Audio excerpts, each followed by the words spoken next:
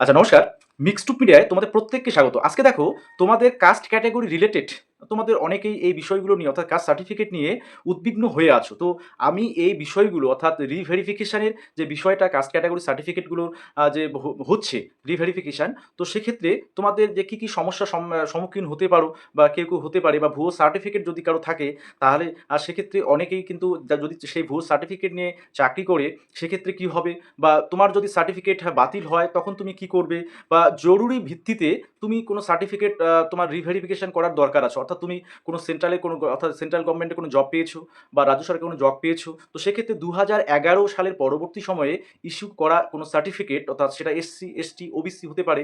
তো এই সার্টিফিকেটগুলো রিভেরিফিকেশনের যেহেতু নির্দেশ এসছে এবং রিভেরিফিকেশন চলছে, সেক্ষেত্রে জরুরি বেসিসে তুমি কিভাবে রিভেরিফিকেশন করবে এবং কোন কোন ডকুমেন্টস তোমার রেডি রাখতে হবে বা তুমি রেডি করবে। তো এই বিষয়গুলো নিয়ে আজকে তোমাদের প্রাঞ্জল ভাষায় আমি বিষয়গুলো বুঝিয়ে দেবো। অবশ্যই ফার্স্ট টাইম তোমরা যারা আছো চ্যানেলটি সাবস্ক্রাইব করবে এবং ভিডিওটা একটু শেয়ার করবে, তাহলে বাকিরাও জানতে পারবে। কারণ কাস্ট ক্যাটাগরি সার্টিফিকেট নিয়ে অযথা বিভ্রান্তি ছড়িয়ে বা অযথা প্যানিক হয়ে থাকার কোনো কারণ আমি দেখছি না। তো দেখো যে বিষয়গুলো আমি আগে বলেছিলাম যে ইতিমধ্যেই তোমরা তোমাদের একটা জাস্ট আমি একটা ডাটা দিয়ে রাখি যে 2011 থেকে 2024 এই বছরগুলোতে মোট যে সার্টিফিকেট ইস্যু করা হয়েছে সেটা হচ্ছে 2,21,00,000 মতো। সেটা কিন্তু যে তার যে সোর্স সেটা হচ্ছে এই দেখো পেপার কাটিংয়ে সেটা কিন্তু স্পষ্ট বলা আছে এবং সেটা সত্যি কি মিথ্যে সেটা আমার জানা নেই। সেই সোর্সটা আমি এখান থেকে পেলাম। আচ্ছা যাই হোক, তো এতগুলো সার্টিফিকেট রিভেরিফিকেশন। এবার রিভেরিফিকেশন কারা করছে? রিভেরিফিকেশন কিন্তু করছে সেই অফিস, অর্থাৎ তুমি যে ইস্যুইং অথরিটি তোমার সার্টিফিকেটে যারা এসডিও অফিস, সেখান থেকে কিন্তু এই সার্টিফিকেটগুলো রিভেরিফিকেশন হবে। আচ্ছা এবার রিভেরিফিকেশন হলে তোমাকে কিন্তু নিজে যেতে হবে? দেখো এক্ষেত্রে তোমাকে বলে রাখি যে তুমি তোমার সার্টিফিকেট তোমার রিভেরিফিকেশন করার ক্ষেত্রে তুমি মানে তোমার জরুরি দরকার আছে যে আমার ডকুমেন্ট ভেরিফিকেশন হবে কিছুদিনের মধ্যে, তো আমার সার্টিফিকেটটা দ্রুত রিভেরিফিকেশন করতে হবে। সেক্ষেত্রে তোমার কিন্তু অবশ্যই তুমি নিজে তুমি আবেদন করে তোমার সার্টিফিকেটটা রিভেরিফিকেশনের আবেদন তুমি করবে এবং সাথে কোন কোন ডকুমেন্টসগুলো জমা দেবে। আর একটা কথা বলি যে তোমাদের ক্ষেত্রে যাদের একটা এই বিষয়টা ভুয়ো সার্টিফিকেট যদি হয় তাহলে অনেক কিছুই হতে পারে এবং এরকমও নোটিফিকেশান এসছে। দেখো তুমি এর আগে তোমাদের আমি বলেছিলাম যে দিনহাটা যে সাব ডিভিশন কোচবিহার জেলার এবং রানাঘাট এসডিও অফিসে সাব ডিভিশন অফিসে সেখানেও কিন্তু এরকম নোটিশ পাবলিশ হয়েছে যে যদি কোনো ব্যক্তি অনিচ্ছাকৃতভাবে কোনো ভুয়ো এসসি এসটি ওবিসি সার্টিফিকেট তৈরি করে থাকে তাহলে তারা যেন সেই সার্টিফিকেটগুলো স্যারেন্ডার করে। সেই আবেদনটা কিন্তু রাখা হচ্ছে তাদের সুবিধার জন্য, কারণ অফিসিরা না ওরা ভেরিফিকেশন করার পর যদি তখন ভুয়ো সার্টিফিকেট ধরে ফেলে তাহলে কিন্তু সেক্ষেত্রে আইনি ব্যবস্থা নেওয়া হতে পারে। সেজন্য আগাম তাদের কিন্তু জানিয়ে দেওয়া, যদি স্বেচ্ছায় কেউ সার্টিফিকেট সেক্ষেত্রে তারা যদি সারেন্ডার করে সেক্ষেত্রে কিন্তু একটা ভালো দিক। ওকে, এবার তুমি সে ভুয়ো সার্টিফিকেট নিয়ে চাকরি করছো, সেক্ষেত্রে অনেকের কিন্তু স্যালারিও পর্যন্ত বন্ধ হয়ে যাচ্ছে এবং চাকরিও বাতিল হচ্ছে। তার উদাহরণ তোমাদের স্ক্রিনে আমি দেখাচ্ছি এবং খড়গপুর আইআইটিতে তোমরা দেখেছো যে সেখানে একজন ভুয়ো এসটি সার্টিফিকেট হোল্ডার তার চাকরি পর্যন্ত চলে গিয়েছে। ওকে, তো এই বিষয়গুলো থাকছে এবং ইডাব্লিউএস সার্টিফিকেট ইকোনমিক্যালি উইগার সেকশনের সার্টিফিকেট নিট এক্সামের ক্ষেত্রে কিন্তু কোটি কোটি টাকায় বিক্রি হচ্ছে। কারণ তোমার এই যে অনেক ক্ষেত্রে ইডাব্লিউএস সার্টিফিকেট থাকার ফলে তারা যেমন খুব সহজে নিটে পেয়ে যাচ্ছে, অর্থাৎ ডক্টরি লাইনে তারা পড়াশোনার সুযোগ পেয়ে যাচ্ছে গভর্নমেন্টে। তো সেক্ষেত্রে ইডাব্লিউএস সার্টিফিকেট কিন্তু লক্ষ টাকার বিনিময়ে তারা সংগ্রহ করে নিচ্ছে। তো এমনটা অভিযোগ কিন্তু আসে, ঠিক আছে? সেগুলো আমরা এখন পেপার পত্রিকা বিভিন্ন মারফত সূত্রে কিন্তু জানতে পারি। আচ্ছা এবার তোমাদের যে মেন বিষয়টা আমি আসবো যে দেখো প্রথম কথা, তুমি ফার্স্ট জেনারেশন সার্টিফিকেট হোল্ডার না সেকেন্ড জেনারেশন সার্টিফিকেট হোল্ডার?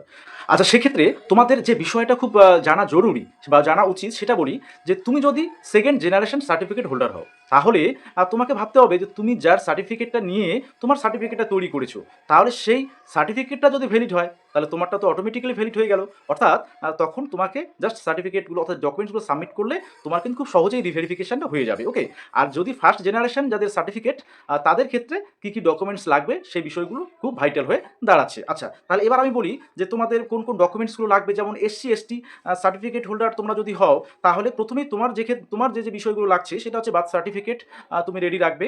এবার বার্থ সার্টিফিকেট না থাকলে এখন মাধ্যমিকের অ্যাডমিট কার্ড সেটা তুমি রাখতে পারো। আধার কার্ড, তোমার ভোটার কার্ড অর্থাৎ ভোটার কার্ড, তার সাথে এই বিষয়টা প্রত্যেকেই মনে রাখবে যে তুমি 2026-এ যে ভোট দিয়েছো তাহলে 2026-এর এসআইআর এ পরবর্তী সময়ে ফাইনাল লিস্টে তোমার নাম আছে, তাহলে যে সেই লিস্টে সেই কপিটা অর্থাৎ যে পেজটাতে তোমার নাম আছে সেই পেজটা জেরক্স করে রাখবে। না হলে তোমার যে ভোটার স্লিপটা আছে সেটা জেরক্স করে রেখেছো, যদি রেখেছো তাহলে সেটা সাবমিট অর্থাৎ সেটা লাগবে তোমাকে। ওকে, আচ্ছা এবার রেসিডেন্সিয়াল সার্টিফিকেট সেটা গ্রাম পঞ্চায়েত এরিয়ার হলে তুমি অনলাইনে পেয়ে যাচ্ছ বা পৌরসভার অধীনে হলে সেখানে পৌরসভা থেকে তুমি পেয়ে যাবে। আচ্ছা এক কপি ফটো রাখলে রাখতে পারো। অবশ্যই বাবার ভোটার ভোটার কার্ড এবং আধার কার্ড সেটা লাগবে। আচ্ছা, এবারে তোমার ক্ষেত্রে সেকেন্ড জেনারেশন হলে যেটা বললাম, যে সেকেন্ড জেনারেশন হলে তোমার সার্টিফিকেটটা তুমি যার সার্টিফিকেট নিয়ে করেছো, অর্থাৎ সেক্ষেত্রে তোমাকে রেডি রাখতে হবে যে পিতার পক্ষে তুমি কার সার্টিফিকেটটা নিয়ে করেছো, এবং একটা বংশ তালিকা তোমাকে রেডি করে রাখতে হবে। অর্থাৎ সেই ব্যক্তির সাথে তোমার কী সম্পর্ক, তুমি তোমার দাদার সার্টিফিকেট দিয়ে করেছো বা দিদির সার্টিফিকেট দিয়ে করেছো, না কাকুর সার্টিফিকেট না জেঠুর সার্টিফিকেট নিয়ে করেছো, সেই সার্টিফিকেটটা অর্থাৎ তোমাকে বংশ তালিকায় সেটা দেখাতে হবে সেই ব্যক্তির সাথে তোমার রিলেশনটা কী, এবং তাদের প্রত্যেকেরই ভোটার কার্ড এবং আধার কার্ডটা তুমি রাখবে সঙ্গে, এবং যার সার্টিফিকেট তুমি নিয়েছো তারটা বিশেষ করে সার্টিফিকেটটা তুমি কাছে রাখতে পারো অরিজিনালটা। ওকে, আচ্ছা, তখন যখন তুমি যাবে নির্দিষ্ট টাইমে বা নির্দিষ্ট দিনে সেখানে রিভেরিফিকেশনের জন্য, সেটা এসডিও অফিসে সব থেকে বেটার সেই দিন কিন্তু সেই বিষয়টা অর্থাৎ সেই সার্টিফিকেটগুলো কাগজগুলো তোমার দরকার আছে, ডকুমেন্টসগুলো। আচ্ছা, এবার যদি কোনো দেখা গেলো তুমি যার সার্টিফিকেট নিয়ে তুমি করেছো বা তোমার যেহেতু সার্টিফিকেট, সেক্ষেত্রে কেউ যদি সেই ব্যক্তি মৃত হয় তাহলে তার ডেথ সার্টিফিকেট একটা তোমার যদি থাকে অবশ্যই তুমি সেটা শো করাতে পারো, ঠিক আছে? তাহলে কোনো সেই বিষয়ে ঝামেলা থাকছে না।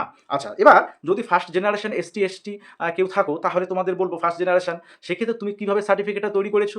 আর সেক্ষেত্রে তোমার যেমন ল্যান্ড প্রুফ, হ্যাঁ, অর্থাৎ 1950 সালের আগে তোমার হচ্ছে কোনো জমির দলিল বা জমির কোনো কাগজ যদি থাকে বা কোনো গভর্নমেন্ট ডকুমেন্টস যদি থাকে, সেক্ষেত্রে তুমি সেটা দেখাতে পারো বা দেখাতে তোমাকে নিয়ে যেতে হবে।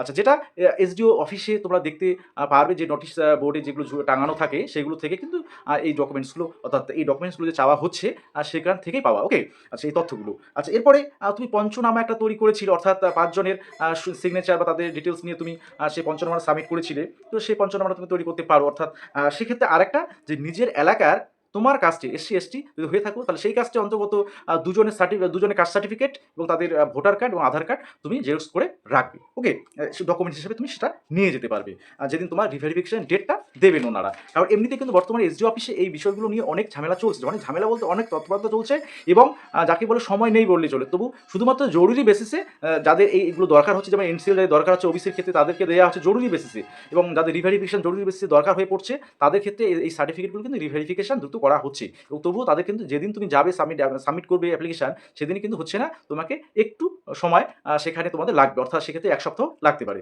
আচ্ছা, ওবিসিদের ক্ষেত্রে বার্থ সার্টিফিকেট, তোমার আধার কার্ড, ভোটার কার্ড, অবশ্যই যেটা আগে বললাম, ইনকাম সার্টিফিকেট বিডিও বা এসডিওর কাছ থেকে তোমাদের ওবিসিদের ক্ষেত্রে। আচ্ছা, বিডিও সাহেবের কাছ থেকে রেসিডেন্সিয়াল সার্টিফিকেট ফটো 1 কপি রাখবে। আবার হচ্ছে বাবার ভোটার কার্ড, আধার কার্ড, যদি তুমি ফার্স্ট জেনারেশন হয়ে থাকো তাহলে ল্যান্ড প্রুফ, গভর্নমেন্ট ডকুমেন্টস 1993 সালের আগে। ওকে, তাহলে দুই ক্ষেত্রেই যদি সেকেন্ড জেনারেশন হও, তাহলে ফার্স্ট জেনারেশনের যে সার্টিফিকেটটা তুমি নিয়েছিলে যার কাছে, সেটা ভ্যালিড, মানে তোমারটা কিন্তু ভ্যালিড হয়ে যাচ্ছে অটোমেটিক্যালি। সেক্ষেত্রে কিন্তু বেশি তোমার ঝামেলা হচ্ছে না, দ্রুত ভেরিফিকেশনটা হয়ে যাচ্ছে, রিভেরিফিকেশন। ওকে, আর যদি ফার্স্ট জেনারেশন হয় সেক্ষেত্রে তোমাদের একটু ভেরিফিকেশন হয়তো একটু সময় লাগতে পারে। তোমরা তোমাদের যে এসডিও অফিসের আন্ডারে তুমি রয়েছো সেখানে বিডিও সংশ্লিষ্ট বিডিও অফিসে, তোমার যে সংশ্লিষ্ট বিডিও অফিস, সেই বিডিও অফিসে গিয়ে তোমরা এই ডিপার্টমেন্টগুলোতে অথবা ব্যাকওয়ার্ড ক্লাস ডিপার্টমেন্টে যারা অফিসার রয়েছেন ওনাদের কাছ থেকে তোমরা কিন্তু ডিটেলস এই বিষয়গুলো জানতে পারবে। তবে এটাই তোমাদের আশ্বস্ত করবো, সেকেন্ড জেনারেশন তাদের তো ফার্স্ট জেনারেশন সার্টিফিকেট ভ্যালিড হয়ে অটোমেটিক এটা ভ্যালিড হবে, সেক্ষেত্রে কোনো ঝামেলা নেই। শুধুমাত্র তোমাকে ডকুমেন্টসগুলো রেডি করে রাখতে হবে, একটা জাস্ট অ্যাপ্লিকেশন তুমি এসডিও সাহেবকে দেবে, এবং সেখান থেকে ওনারা একটা ডেট দেবেন যে এত তারিখে আসো, তুমি সেই তোমার সার্টিফিকেটটা যে ভ্যালিড সেটা ওনারা ডিটেলসটা সেটা দিয়ে দেবেন। ওকে, আচ্ছা, এবার তোমাদের ক্ষেত্রে যাদের দেখা গেলো এনসিএল তৈরি করবে, সেটা ওবিসির ক্ষেত্রে আলাদা একটা বিষয়, কারণ ওবিসি এনসিএল ওবিসি সার্টিফিকেট আছে, তাই বলে এই নয় যে তুমি সবসময় সেই সার্টিফিকেট সুবিধা পাবে। একটা সময় দেখা গেলো তোমাদের যে ইনকাম, হ্যাঁ, সেই ইনকামটা অনেক যদি হাই লেভেল চলে যায়, সেক্ষেত্রে তুমি এনসিএল তখন পাবে না। তো এই বিষয়গুলো থাকছে, ওবিসির বিষয়টা আলাদা, এবং বা ইডাব্লিউএস এর বিষয়টা আলাদা, কারণ ফিনান্সিয়াল ইয়ারে তাদের ইনকামের উপর বেস করে এই বিষয়গুলো হয়ে থাকে। তবে সার্টিফিকেটটা, হ্যাঁ, তোমার এই যে ওবিসি সার্টিফিকেট বা তোমার এসসি এসটি সার্টিফিকেট, এই সার্টিফিকেটগুলো রিভেরিফিকেশন বিষয়টা। ওকে, তো এই বিষয়গুলো তোমাদের অযথা টেনশন করার দরকার নেই। এবার কেউ হয়তো বলতে পারো যে তোমাদের এই 1950 সালের আগে, তুমি ফার্স্ট জেনারেশন 1950 সালের আগে সার্টিফিকেট নেই, বা 1950 সালের আগে কোনো ডকুমেন্টস তোমার কাছে নেই, সেক্ষেত্রে তোমরা অবশ্যই সংশ্লিষ্ট বিডিও অফিস বা এসডিওর সাথে কথা বলে নিতে পারো, যদি তোমার সার্টিফিকেটটা জরুরি বেসিসে দরকার হয়, অর্থাৎ তুমি কোনো চাকরি পেয়েছো বা তোমার ভেরিফিকেশন আছে, বা তোমরা যারা নার্সিং ক্যান্ডিডেট আছো তোমরা ভেরিফিকেশন করতে যাবে, তো তোমাদের ক্ষেত্রে বিডিও অফিস গেলে তোমরা দেখবে এখন কিন্তু এই বিষয়গুলো নিয়ে, অর্থাৎ দ্রুত বেসিসে যাদের দরকার হচ্ছে তাদেরকে কিন্তু আগে ছেড়ে দেওয়া হচ্ছে, অর্থাৎ তাদের রিভেরিফিকেশন আগে করা হচ্ছে। এবার পরবর্তীতে যদি তুমি রিভেরিফিকেশন সাকসেসফুলি হয় তাহলে তোমার হয়ে গেল, তো অযথা এই বিষয়গুলো নিয়ে কিন্তু কেউ টেনশন করবে না। ওকে, তবে ফার্স্ট জেনারেশনে যারা আছে তারা অবশ্যই, যদি তোমার সেই এসসি এসটির ক্ষেত্রে 1950 সালের আগের ডকুমেন্টস, বা ওবিসির ক্ষেত্রে 1993 সালের আগের ডকুমেন্টস, কোনো গভর্নমেন্ট ডকুমেন্টস বা জমির দলিল এগুলো না থাকলে অবশ্যই তোমরা তোমাদের বিডিও অফিসে সংশ্লিষ্ট দপ্তরে যোগাযোগ করবে, যদি তোমার সার্টিফিকেটটা জরুরি বেসিসে দরকার হয়। ওকে, অর্থাৎ সংরক্ষণ সার্বক্ষণিক সুবিধা তোমাকে তুমি পেয়েছো, সেই বেসিসে তুমি চাকরিটা পেয়েছো, তাহলে তোমার সার্টিফিকেটটা ভ্যালিড হওয়া খুব প্রয়োজন। এই ক্ষেত্রে জরুরি বেসিসে তুমি সেই বিষয়গুলো ভালো করে জেনে তুমি কিন্তু নিজে দরখাস্ত বা নিজে আবেদন করতে পারবে রিভেরিফিকেশনে দ্রুত করার জন্য। ওকে? যাই হোক, এই বিষয়গুলো আজকে বলার ছিল। তোমাদের অযথা অনেকে টেনশন করছে এই বিষয়গুলো নিয়ে। তো এই আশা করি বিষয়গুলো বোঝা গেল যে সেকেন্ড জেনারেশন মানে ফার্স্ট জেনারেশন সার্টিফিকেট ভ্যালিড মানে তোমারটা অটোমেটিক ভ্যালিড। তবে ডকুমেন্টসগুলো জাস্ট শো করাতে হবে এবং একটা আবেদনপত্র তুমি হাতে লিখে সেটা জমা দেবে। এটাই।